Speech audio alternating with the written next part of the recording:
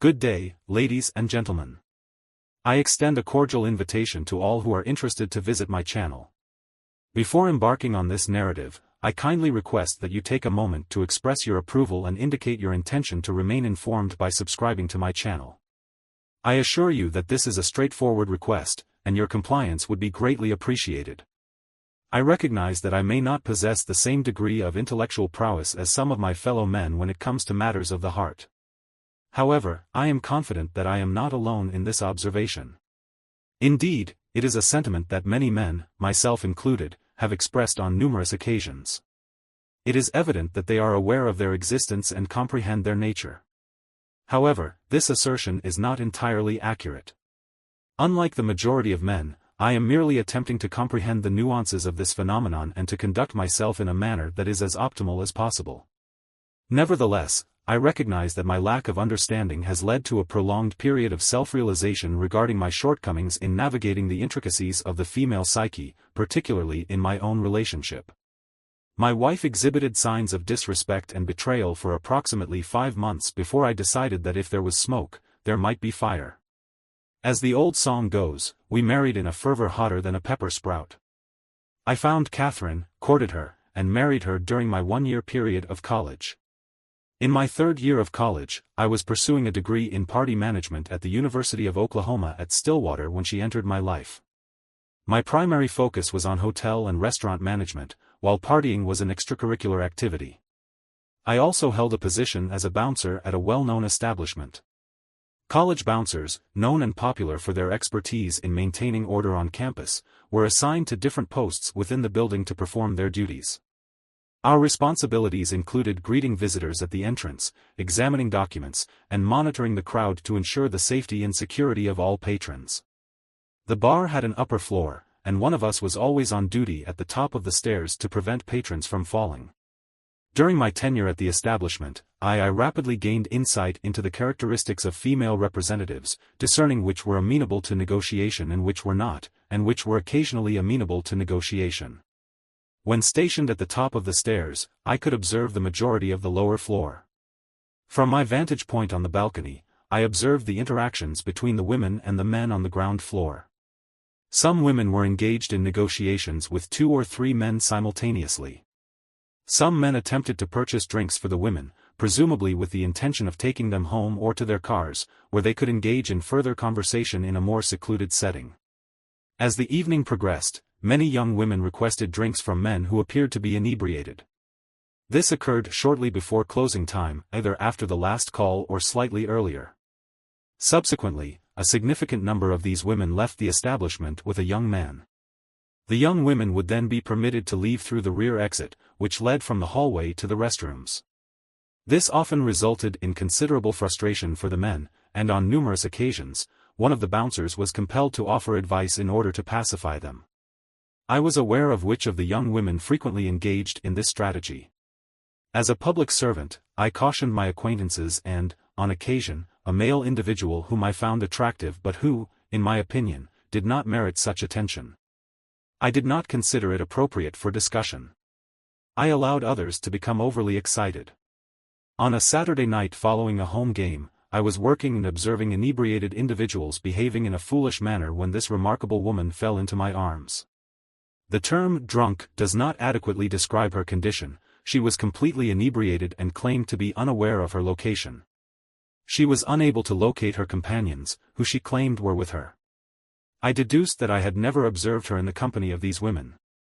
They were among the most unruly groups that could exit the premises undetected after consuming alcohol at no cost. I was reasonably certain that they had departed. It was after the last call, and they typically exited when the last call was announced at that time. Catherine was literally in my arms when a man approached her. The man was requesting drinks. He glared at me and grabbed her arm. "Come on, Kelly," he said. "We need to leave." I was already beginning to believe that she had disappeared because of me. Well, now I believe I know her name. I was about to release her with the young man when she came to her senses and looked at him questioningly. "My name is not Kelly," she said. "It's Catherine." "Who are you?" she asked. "Why should I go with you?" With you, may I inquire as to the whereabouts of Cindy and the other girls? I was scheduled to accompany them when the bar closed. The man abruptly grasped her hand and stated, Kelly, Catherine. It is of no consequence. I have been purchasing you drinks throughout the evening, and now you are coming home with me. Catherine came to her senses once more and attempted to rise and disengage from the man. She appeared frightened and stated, I do not know you. The man attempted to pull her away once more, but she resisted. I concluded that she was unfamiliar with him and did not wish to leave, so I proceeded to drag her to a chair and position myself between them. Young lady, it appears that the lady is not inclined to accompany you. Would you kindly oblige her request and leave the premises? His expression transformed into one of intense hatred. His face took on a look of intense anger, and he pushed me away. If you know what's best for you, leave it. I moved away slightly and grabbed his arm, then swiftly twisted it behind his back. He let out a scream of pain when one of my fellow bouncers approached. Are you in trouble, Dave? No. The man had attempted to take the woman with him, but she had refused to go. He had been unwilling to accept a negative response, but I believe he has now grasped the situation. Nevertheless, I proceeded to apply further pressure to the man's arm, which elicited a renewed cry of pain and a shift in his stance to tiptoe. It became evident that he was attempting to free himself. I then escorted the man to the door and stood at the edge of the sidewalk. I gave him a slight shove and stated, if you wish to leave, you must do so now. We have your picture, so I do not wish to risk further trouble on your part. Otherwise, we will have to contact security. Upon returning to the building, I observed a couple of waitresses crowding around Catherine. She suddenly lost consciousness in her chair. I was correct in my assumption. Patty then looked at me and said, Dave, Catherine lives in my dorm. If you help me get her back to the dorm and put her in her room, I can take care of her from there. I proceeded to do so, and that is how I came to be involved in this situation. I was subsequently regarded as one of Catherine's most favored individuals. On the following Friday evening, I was engaged in my occupational duties when I was approached by a woman of striking appearance who embraced me, kissed me on the lips, and then departed. I inquired as to the significance of these actions. Patty informed me that I had prevented her from being taken home by an unnamed individual on the previous Saturday. Subsequently, you transported us back to the dormitory and assisted her in conveying me to my room. I am uncertain as to what would have transpired had you not intervened on my behalf. I was previously unaware that he and my misguided companions had employed the strategy of consuming alcohol and departing through the rear exit at the conclusion of the academic day, without my knowledge or consent. I was expected to accompany them, but they did not wait for me. Instead, they simply departed without my awareness. I did not even hear them. I did not answer the phone, so the caller was unable to reach me. Over the following 2 years, Catherine was a constant presence in my life, acting as my protector. We developed a close relationship and began dating shortly after I saved her. After graduating from high school, we married. Catherine has certain expectations of me.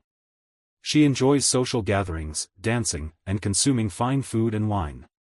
We are fortunate to have secure employment and no dependents, which affords us the financial flexibility to pursue certain luxuries. However, our current financial situation does not allow for such indulgences on a regular basis. This discrepancy often leads to disagreements, particularly when it comes to spending money.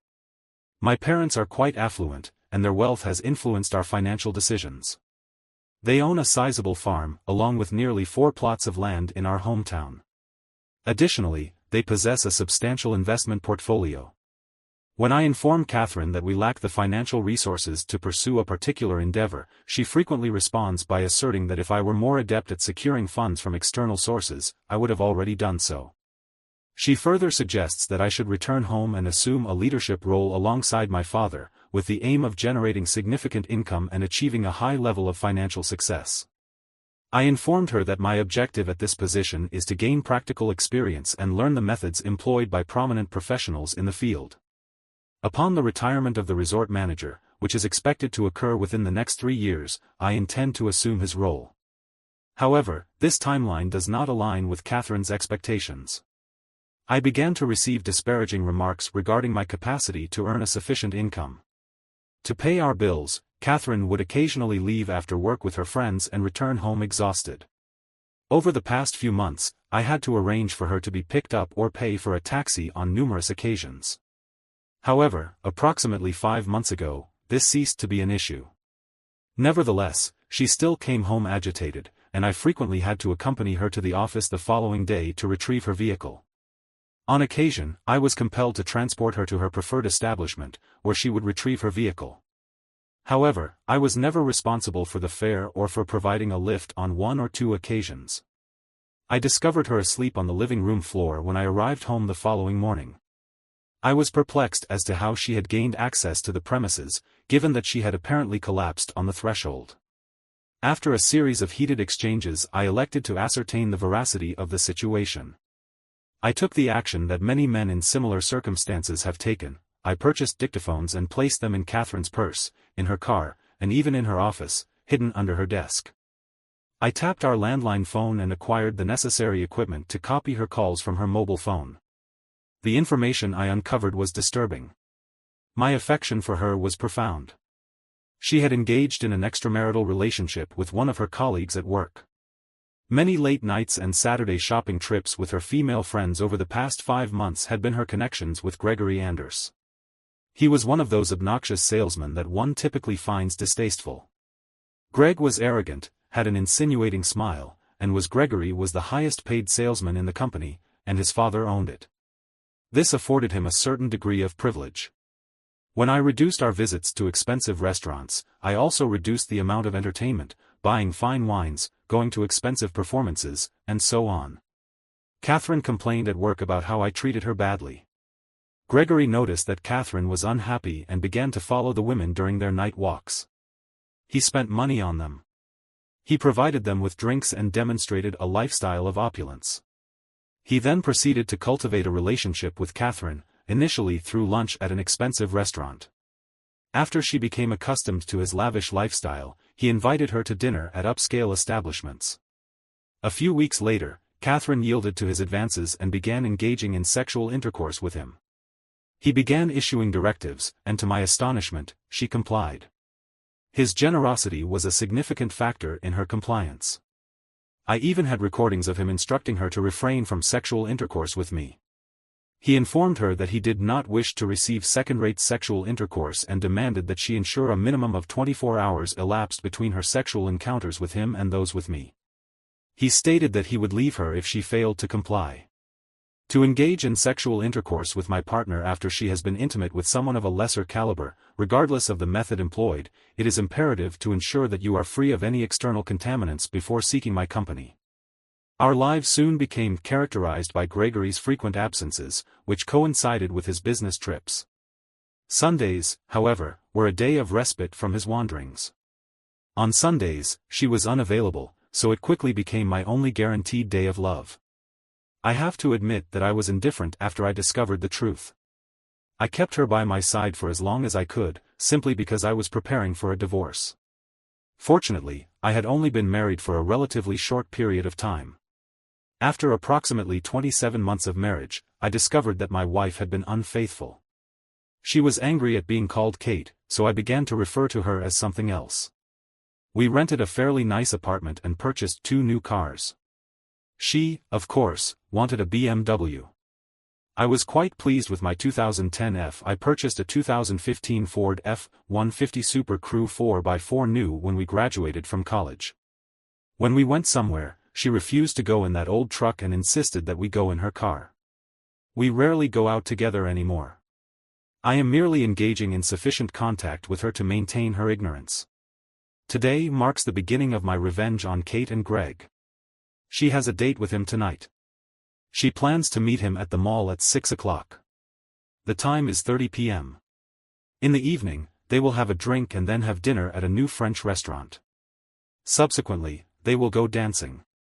She informed me that she was going to a baby shower with the other women. Kate exited the shower at 5:30 p.m.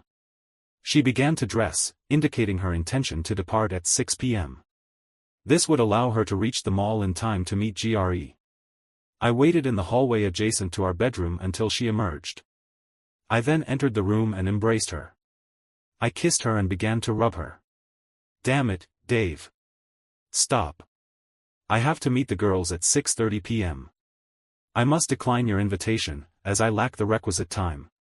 Furthermore, your actions will undoubtedly result in the ruin of my makeup. I am sorry, but I require your company. How about making love quickly? No, I am unable to accommodate your request. I kissed her and then withdrew. She screamed that I had ruined her makeup and that I had stained her. She proceeded to the bathroom to clean up, but I then proceeded to physically restrain her and escort her to the door and down the hall, as we passed the table where she kept her purse. I retrieved the purse and handed it to her. I apologized for the delay and informed her that I had needed it. I then said, "Here's your purse. If you hurry, you can still make it and not be late." I also told her to give the girls my regards. One might be forgiven for assuming that I was responsible for making him late. However, I informed them that I was sorry but that I needed to get myself cleaned up. I explained that I could not go to the city like this. At this point, Catherine turned back to her car, glaring at me. I was tempted to laugh, but I restrained myself. I then heard them kissing and moaning when they entered his apartment. In the apartment, there were a multitude of rustling sounds. I then heard Kate utter, "Greg, I'm sorry, but Dave compelled me to engage in sexual intercourse with him before I departed. Allow me to clean up before we retire for the night. I cautioned you against allowing that individual to approach you." I then discerned a slap and Kate's subsequent scream. "Now, proceed to the bathroom and attend to your needs," she commanded. I proceeded to clean up, unable to discern any further auditory stimuli due to the apparent absence of Kate's purse in the living room. My actions had evidently provoked a strong reaction from Greg, and the intensity of the situation suggested that I had indeed slapped Kate. However, I did not witness any visible signs of injury, leading me to conclude that Greg had merely struck her. Nevertheless, given the history between them, I was not surprised. I ultimately decided that my revenge was over. I had arranged for everything to be in place to hand her the divorce papers during her Saturday date. I even provided Greg's wife with copies of the recordings and photos I had obtained. However, I did not have any pictures of them engaging in sexual activities. Instead, the photos only depicted them having dinner, dancing, and kissing in his car. I had reached my limit. I had paid for Kate to be served after she and Greg arrived at his apartment in the city. It was, in fact, an apartment rented by his father's company for corporate visitors. Both Greg and his father had used Kate for their extramarital affairs. They were not married to each other. I had also been considerate enough to send Greg's furthermore, photographs of his father and his secretary engaging in sexual intercourse were also provided. It would have been more ethical to refrain from such actions. The staff encountered Greg and Kate in the lobby of the condominium after he had served her. He then handed Greg the letter I had prepared for him. The processing server informed Greg, "I was instructed to give you this letter, Mr. Anders. Mr. Stevens. He has delineated his actions to you so that you are aware of what has transpired over the past few months and what you can anticipate upon your return home next time.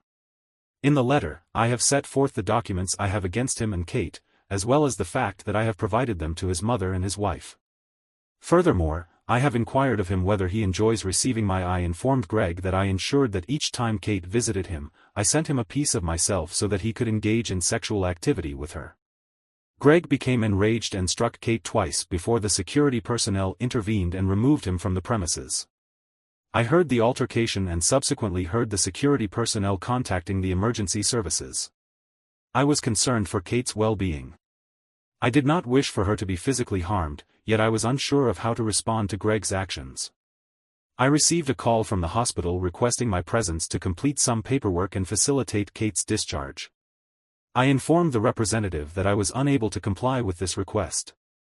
Kate and I are in the process of divorcing, and she does not reside with me. Would you kindly contact her romantic partner and request that he pick her up? I will, of course, do so. What is his name? What is his number? I provided her with Greg's name and phone number. She paused for a moment, then said, Sir, I'm sorry, but I can't call Mr. Anders. Your wife is in the... I was informed that Mr. Anders had assaulted her severely that evening and that he was currently incarcerated. I provided 2 additional phone numbers, which I believed might prove useful. The numbers were for Kate's parents and one of her 2 closest friends. I am unaware of the individual who ultimately picked her up. It has been nearly 4 days since I have heard from her. I subsequently left. On Wednesday evening, Kate was waiting for me at my vehicle. Upon seeing me, she slowly exited her vehicle and approached me. Kate had tears in her eyes as she stopped in front of me.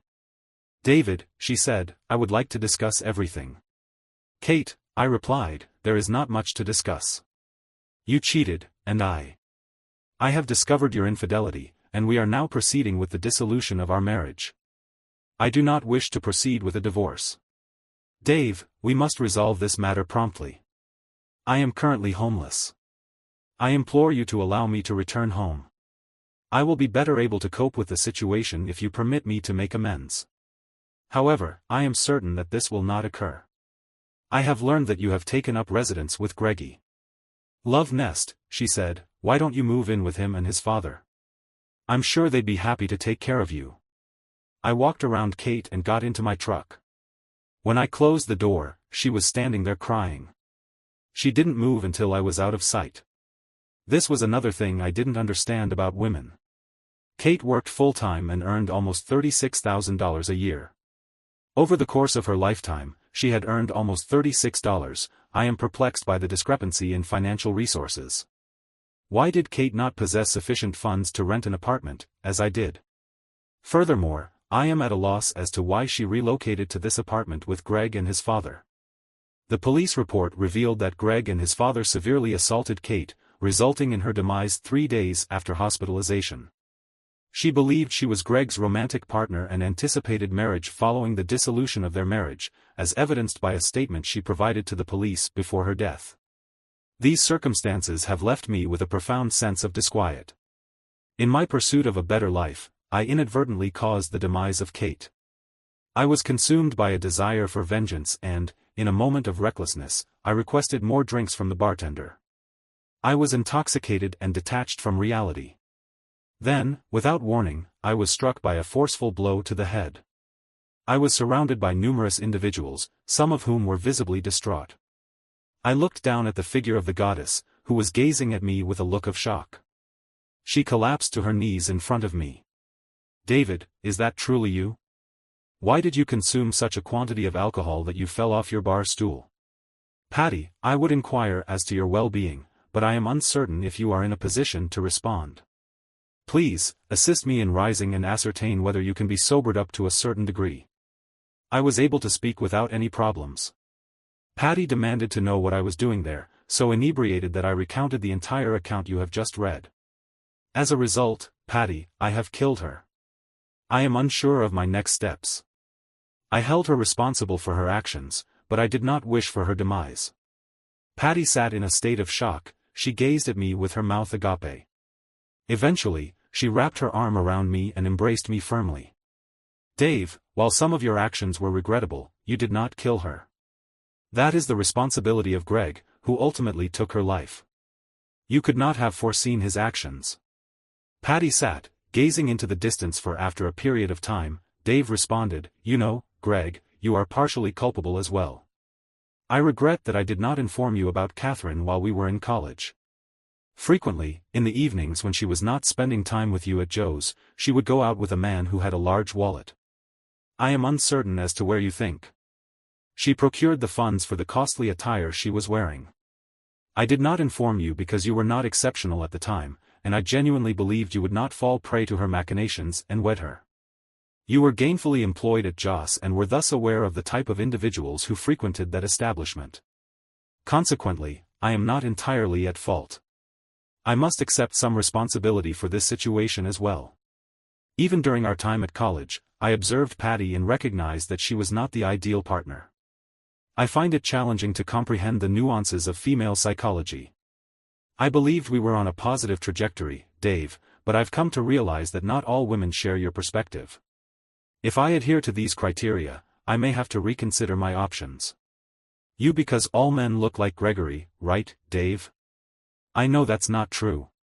I've been working with you for 2 years, so I know what kind of person you are.